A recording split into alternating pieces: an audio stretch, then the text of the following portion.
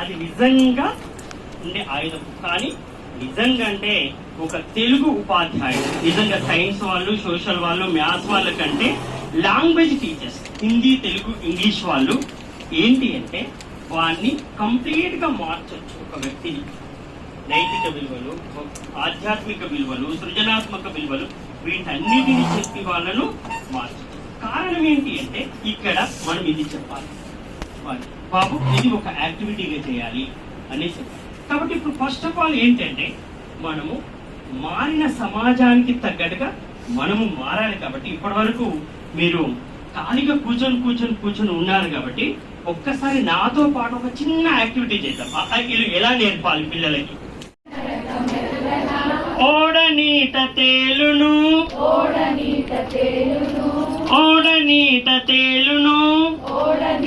తేలును, out భలే పేలును. కూర్చోబెట్టి మన నోట్స్ మనం కరెక్షన్ చేసుకొని వాడిని తిట్టుకుంటూ ఇది ఏం హ్యాండ్ రైటింగ్, చెత్త హ్యాండ్ రైటింగ్ అని వాళ్ళని తిడుతూ మనం చేయడం కంటే ఒక్క 45 నిమిషాలు వాడిని ఒకరోజు ఆడిపియండి ఇట్లా. ఇప్పుడు ఏంటి అంటే సామెత మారిందండి. ఒకప్పుడు ఒక సామెత ఉండే, గుర్రాన్ని నీళ్ళ వరకు తీసుకెళ్తాం కానీ ఇప్పుడు అది మారింది. గుర్రానికి నీళ్లు తాగిస్తాం, ఎందుకు? దానికి పరిగెత్తి చాలా పరిగెత్తించినాం అనుకో, నీళ్లు తాగమని చెప్పాల్సిన పని లేదు, అదే అలసిపోయి అదే నీళ్ళు అవుతుంది. అర్థమవుతుందా? కాబట్టి మనం కూడా పిల్లల్ని అరే అల్లరి చేయకండి, సెట్ రైట్, వాడు కూర్చోడు, వాడు కూర్చోవాలంటే ఏం చేయాలి? మనం కూర్చోవద్దు, మనం నిలబడద్దు. మనం ఇలాంటి యాక్టివిటీస్ చెయ్యడం వల్ల పిల్లల్లో లెర్నింగ్ అవుట్కమ్స్, అభ్యసన ఫలితాలు ఏం బయటికి తీయచ్చు. ఈ యాక్టివిటీ ఒకటి చేశాం. సో దీనివల్ల ఏ విషయాలు బయటకు వస్తాయి పిల్లలు? మేడం అక్కడ బ్లూ కలర్ చెప్పండి మ్యామ్, ఈ యాక్టివిటీ వల్ల పిల్లల్లో ఏం బయటకు తీయచ్చు? యాక్టివిటీ వల్ల వాళ్ళు యాక్టివ్ గా అవుతారు అండ్ ఇంకా వాళ్ళు ఎక్కువ గ్రాప్ చేసుకుంటారు అనమాట. ఏదైతే మనం చేసి చూపిస్తున్నామో త్రూ యాక్టివ్ వల్ల ఆ లెటర్స్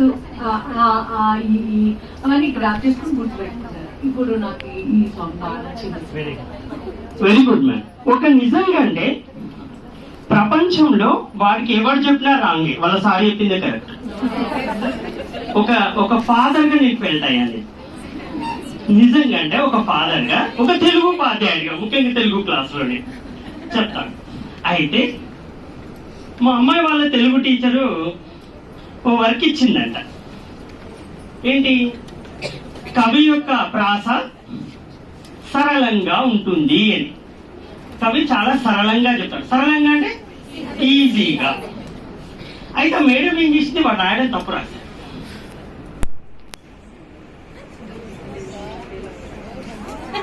ఏం రాశాడు వాడు?